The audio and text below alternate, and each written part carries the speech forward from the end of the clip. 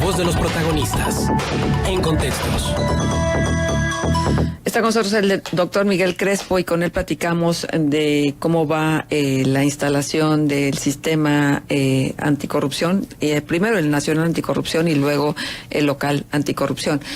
Ayer yo retuiteaba algo que decía Viridiana Ríos, experta, especialista en México, cómo vamos, y decía hay que apurar a los senadores, a propósito de estos senadores que luego no tienen carrera universitaria, pero que yo quisiera pensar que sí entienden la relevancia del tema. Y decía Viridiana, es que un retraso al nombramiento del fiscal anticorrupción es un retraso al combate a la corrupción. Esto a nivel sistema nacional, ¿qué pasa con los sistemas locales? Si estamos con estas dilaciones en el nacional, pues ya me imagino las repercusiones en los sistemas locales anticorrupción. Miguel, ¿cómo estás? Bienvenido, buenos días. Bien, buenos días. Gracias por la invitación. Hay que como entender la importancia de esta batalla. Me parece que pocas batallas han sido tan importantes en los últimos años como esta en particular, por lo que puede representar para el país si las cosas salen bien. La realidad es que previo a que se legislara en torno al Sistema Nacional Anticorrupción, México no contaba con verdaderas armas ni legales ni institucionales para combatir la corrupción, y ya vimos hasta dónde nos llevó este asunto, ¿no? Pasamos incluso a situaciones de descaro pleno en términos de la corrupción, particularmente en los estados de la República, pero también en el poder, en los distintos poderes a nivel nacional, el poder ejecutivo, el legislativo y el judicial, con casos altamente escandalosos de corrupción que queda además impune porque nadie puede combatirlo. El surgimiento del Sistema Nacional Anticorrupción genera o tiene la intención de generar un nuevo marco legal y un nuevo marco institucional que efectivamente permita combatir este mal desde la raíz. Y por supuesto que hay muchas resistencias con respecto a eso, sobre todo en la medida en que se dan cuenta de lo que se está terminando por configurar. Hay que decir que el Senado aparentemente, al menos en principio, entendió la relevancia del caso y posibilitó que se configuraran tanto el Comité de Selección Ciudadana como el Comité de Participación Ciudadana de manera, digamos, que ejemplar, muy aséptica, realmente atrayendo los perfiles que el sistema requería. Pero aquí el gran tema es que el control del Comité Técnico del Sistema Nacional Anticorrupción lo va a tener precisamente quien esté ocupando la presidencia del Comité de Participación Ciudadana. Y esto significa que ese control va a operar sobre los otros poderes y las otras instancias institucionales que estén allí sentadas en el Comité Técnico. El nombramiento de fiscal, por eso es algo tan importante, porque tendría que ser alguien que trabajara en función de lo que el Comité Técnico desea, que es el combate a la corrupción, y no para obstaculizar los trabajos del Comité Técnico. Y ese ha sido el principal atorón, porque claro, ya se dieron cuenta que si en verdad es alguien que se pone a trabajar en función de combatir la corrupción, el negocio se les va a acabar. Pero es que el negocio se les tiene que acabar, el negocio se tiene que acabar antes de que el país se acabe. Y esta misma resistencia en términos de defender el negocio y no el país se está replicando en las entidades federativas, no en todas, pero en la mayoría de las entidades federativas. Estamos viendo una resistencia terrible por dejar que las cosas ocurran como en el papel dice que tendría que ocurrir. Hay una ley general del Sistema Nacional Anticorrupción que tiene que replicarse en las entidades del país, que tienen desde el 18 de julio del año pasado para haberla replicado los congresos, y que solamente 2 congresos locales lo han hecho. ¿Nuevo León? Chiapas, Nuevo León está apenas trabajando en su proceso. Pero ahí hay un enfrentamiento, ¿no?, entre Sí, la claro. sociedad civil y el gobierno. Ajá. Porque la sociedad civil está haciendo una propuesta y el gobierno está haciendo otra. Sí, claro. Pues es que los gobiernos locales, vamos a decir que por ignorancia y no por mala voluntad, no entienden que ellos no tienen por qué meter mano en el proceso. Por supuesto que el poder ejecutivo estatal tiene una participación, porque en el comité técnico hay lugares claramente designados para que el poder ejecutivo, los gobernadores, sienten a alguien. Pero a ellos no les gusta la idea de que el resto de los que están sentados ahí, que son una mayoría abundante, no esté bajo su control, y entonces quieren, como están acostumbrados, gobernar sobre todo el proceso de constitución del comité técnico, lo que incluye particularmente la parte que más les preocupa, que es la parte ciudadanizada de las instituciones. Estamos por primera vez en la historia reciente de este país ante una situación en donde una institución con poder, con un andamiaje legal claramente definido, tiene autoridad sobre otras instancias gubernamentales. Entonces eso no les gusta, ¿no? Ellos quisieran... ni siquiera estamos hablando de un órgano autónomo. Estamos hablando de un órgano que de ninguna manera depende, que está para vigilarles las manos. Es que así tendría que ser. O sea, hay una gran diferencia, por ejemplo, en lo que sería la Auditoría Superior de la Federación, claro, o la Auditoría Superior del Estado, porque ahí sí, pues ya sabemos que no tienen dientes y que hay una vinculación demasiado estrecha entre los gobiernos en turno y los auditores. Así es. Esa es la intención de el Sistema Nacional Anticorrupción, tener alguien externo, verdaderamente externo, que le vigile las manos a los 3 poderes de la Unión. Pues sí. Y ese es en el papel, y en el papel quedó muy bien, ¿no? La Ley General del Sistema Nacional Anticorrupción quedó muy bien.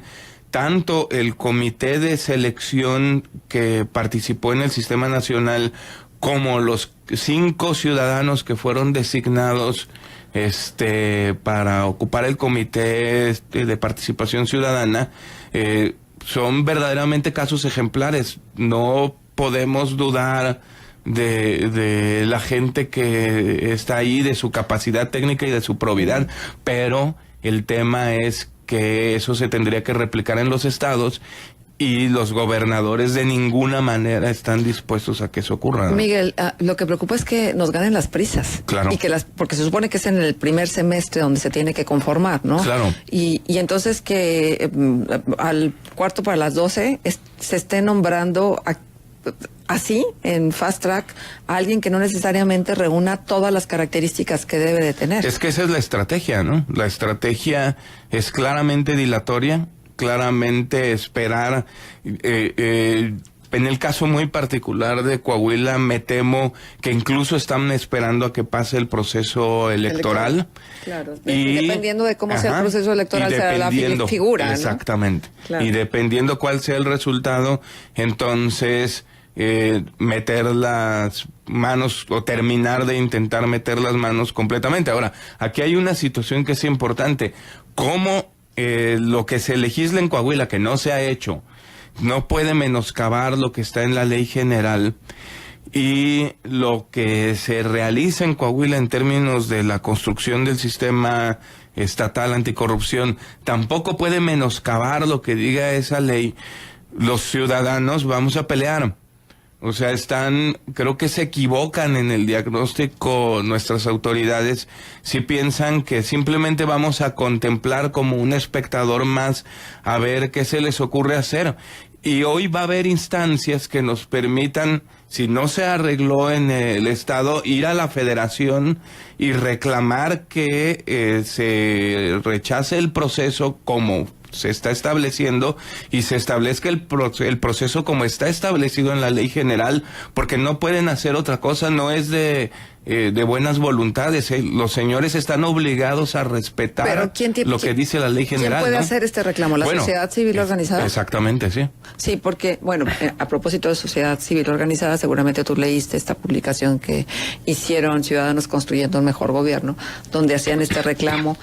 Dice, entre otras cosas, claramente el Ejecutivo pretende imponer a miembros de la sociedad civil a quienes podrá influir para que los dictámenes y acciones legales que surjan de este Comité Anticorrupción puedan ser desvirtuados, minimizados o contaminados en su debido proceso para dejarlos sin efectos. Y es que hace alusión a una reunión donde pues estuvo presente el gobernador, y en una reunión unilateral, dice el desplegado, con algunos organismos de la sociedad civil saltillense para conformar el Comité de Participación Ciudadana que establece el artículo 16 de la ley federal mencionada. La sociedad del Estado de Coahuila termina, y en especial de La Laguna, debe de reaccionar ante estos actos simulados y autoritarios del Ejecutivo y exigir al Legislativo la inmediata publicación de la ley y sus normas respectivas para que el Comité de Participación Ciudadana del Estado sea electo por la sociedad y no impuesto por el Ejecutivo. Y así tendría que ser, ¿no?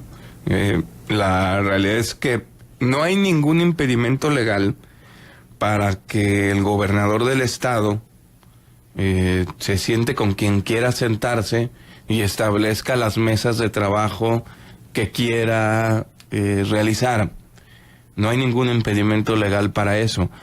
Pero de ahí a que eso sea el camino o la ruta crítica a seguir para la constitución del Comité de Selección y del Comité de Participación Ciudadana y del Consejo Técnico del Sistema Estatal Anticorrupción, hay una distancia increíble que está protegida en principio por la ley general, aunque no haya legislado como debió haberlo hecho el Congreso local. Ahora, todos sabemos que aquí el que legisla es el gobernador, y entonces evidentemente si no se ha legislado es porque el gobernador no ha dado la instrucción de que se legisle, o él mismo no ha mandado la iniciativa como se ha acostumbrado a hacer a lo largo de esta gestión. Ajá. Bueno, y entonces, a ver, para poder aclarar perfectamente bien en qué momento nos encontramos. Todavía no se ha legislado en la materia en el Estado de Coahuila, todavía no se ha convocado a la conformación local del Sistema Nacional Anticorrupción. Primero necesita existir la ley para después convocar, o es indistinto o es independiente. Mira, la lógica dice que tendría que haber la modificación constitucional y la ley para luego hacer la convocatoria en concordancia con eso. Como la ley no puede menoscabar lo que ya está establecido en la ley general, en realidad podrían correr de manera paralela las dos cosas. Se podría estar legislando y al mismo tiempo se podría estar convocando, porque los gobiernos locales tienen que replicar la estructura que se hizo a nivel federal. Y eso significa, primero que nada, trabajar en la conformación del comité de selección. El comité de selección tiene que ser honorario y tiene que estar compuesto por 5 académicos de alto reconocimiento y 4 ciudadanos miembros de organizaciones que claramente estén trabajando en función de transparencia, de derecho de acceso a la información y los temas relacionados, gobierno abierto, etcétera. Esos 9, que son honorarios, tienen después ellos y nadie más que reunir a el Comité de Participación Ciudadana, elegir a quienes van a estar ya de hecho formando parte del comité técnico y dirigiendo y manejando todo el sistema estatal, que tienen que ser perfiles. ¿Esos 9 quién? Estos 9, los 5 académicos. ¿Pero y quién los elige? El Congreso local. Y ese es parte, exactamente, ¿no? Bueno. Exactamente. Bueno, ese es parte de lo que no queremos, es que, por ejemplo, vayan a decir, ok, 5 académicos reconocidos, van 5 profesores de la Facultad de Jurisprudencia de la UAC. Porque no se puede, no se vale. La convocatoria por ley tiene que ser plural, tiene que ser abierta, tiene que haber un proceso transparente de selección. No, claro que no, y por eso estamos trabajando, porque es que además la señal fue muy mala. Ya estábamos preocupados por la demora, pero de repente, de un día a otro, aparece que ya empezaron a trabajar en que se da el primer paso, porque así fue anunciado, en la conformación del sistema estatal anticorrupción, y ves tú en el centro al gobernador, que está bien, pero no tiene que estar ahí porque ese es un trabajo del Poder Legislativo, y ves ahí reunidas personas que no están trabajando en pos de la anticorrupción, salvo una organización ciudadana que decide jugar de comparsa. Entonces eso no está bien. ¿Qué la señal es muy mala, ¿no? El CCI Coahuila, ¿no? Alejandra Aguade estuvo sentada ahí y no tiene ella la representación de las organizaciones de la sociedad civil. Ahora, insisto, no hay ningún impedimento legal que le impida sentarse y platicar lo que quiera con el gobernador, pública o privadamente, pero ella sabe o debería de saber que esa no es la ruta crítica. Bueno, y para poder seguir esta ruta, vamos a suponer que el Congreso nombra a estas 9 personas, que hay quórum dentro de la sociedad civil que está participando y dice, adelante, ¿qué sigue? Esas 9 personas tendrían que seleccionar de entre los perfiles que postulen las organizaciones ciudadanas. Nadie más puede postular, sino las organizaciones ciudadanas, y elegir cuáles son los mejores perfiles para la tarea más importante de la historia reciente de este país y de este estado, que es combatir la corrupción. Y entonces tienen que ser perfiles que cuenten con 2 cosas: una preparación muy elevada, porque no hay nada, y entonces tienen que generar desde las metodologías de trabajo, desde los parámetros para evaluación y detección de posibles actos corruptos, tienen que ser muy preparados y tienen que tener mucha autoridad moral. ¿Cuántas personas van a elegir? Son 5 personas que se eligen. Además, el mecanismo está designado de manera muy interesante.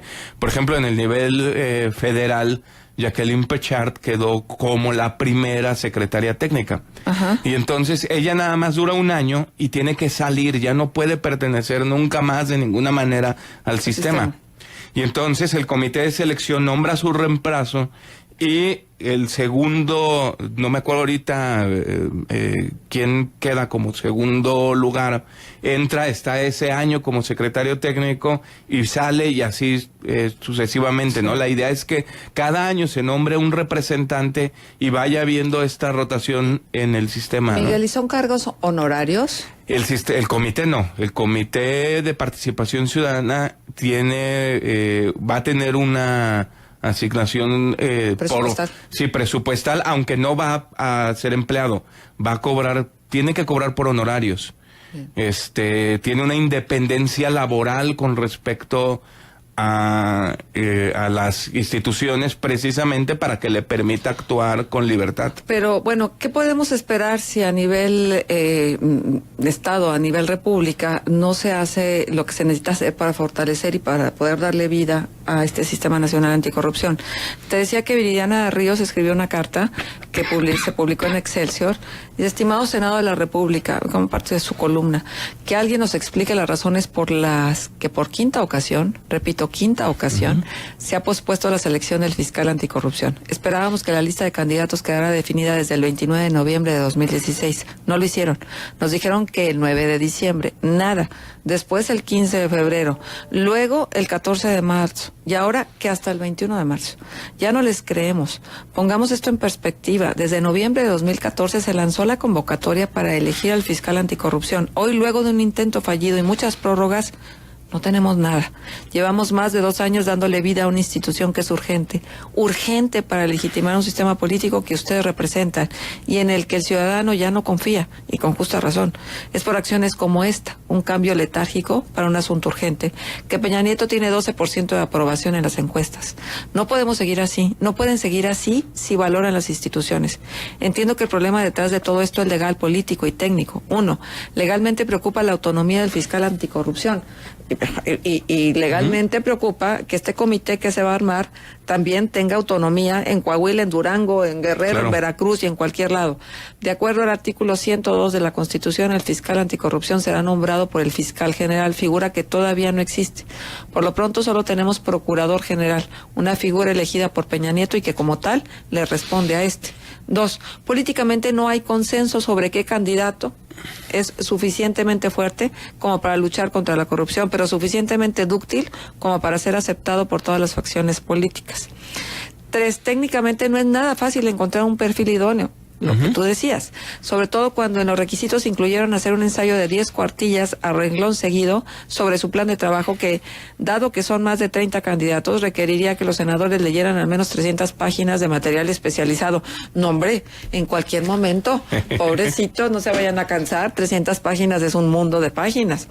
Los puntos anteriores son relevantes, pero no justifican que el Senado detenga unilateralmente una lucha que los ciudadanos llevamos luchando por años. La ciudadanía ya hizo su parte. Redactamos un primer saque de 7 leyes que conforman el Sistema Nacional Anticorrupción. Juntamos 600,000 firmas de electores credencializados para que la iniciativa fuera discutida en las cámaras. Presionamos para que se aprobara sin cambios de última hora, aunque esto no se logró. Trabajamos sin descanso, 8 ciudadanos, incluyendo a su servidora, hablo de Viridiana Ríos, para diseñar un proceso de selección justo, transparente, participativo. Y ahora, nada avanza. No avanza porque en esta carrera de relevos para crear un México menos corrupto, el Senado se guardó la estafeta en la bolsa para hacer política. Dios mío, senadores, ¡qué vergüenza! Ciudadanos, escribamos y llamemos sin descanso a los siguientes senadores para exigirles el avance inmediato y urgente de la selección del fiscal.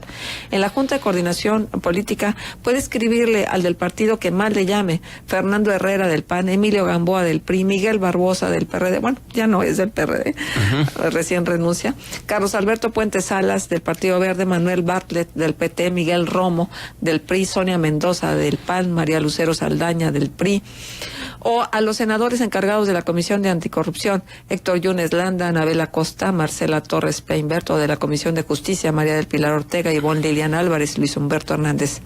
Gracias, y que pronto haya fiscal. Yo diría, gracias, y que pronto haya un sistema nacional anticorrupción y sistemas locales anticorrupción en los que podamos creer y donde verdaderamente se combata este cáncer que nos está acabando como país. Ojalá y entendieran que es por el bien de todos, que sus hijos también viven aquí, que sus intereses también están aquí, que esto de alguna manera se desvirtuó, pero que todavía es posible rescatarse y va a ser por el bien de todos. A nadie le debería de interesar ni pensar que esté bien que las instituciones terminen por desmoronarse. Estamos ante una muy buena posibilidad de hacer algo que restablezca la credibilidad, pero ojalá y abran sus mentes y cierren su codicia y se den cuenta que esto no es para cazar brujas, esto es para hacer un México mejor. Así es. Miguel, muchas gracias por estar con nosotros y por venir a platicar de este tema en el cual yo sé estás muy involucrado. Muchísimas gracias. El doctor Miguel Crespo estuvo con nosotros. Vamos a ir a la pausa comercial, regresamos enseguida.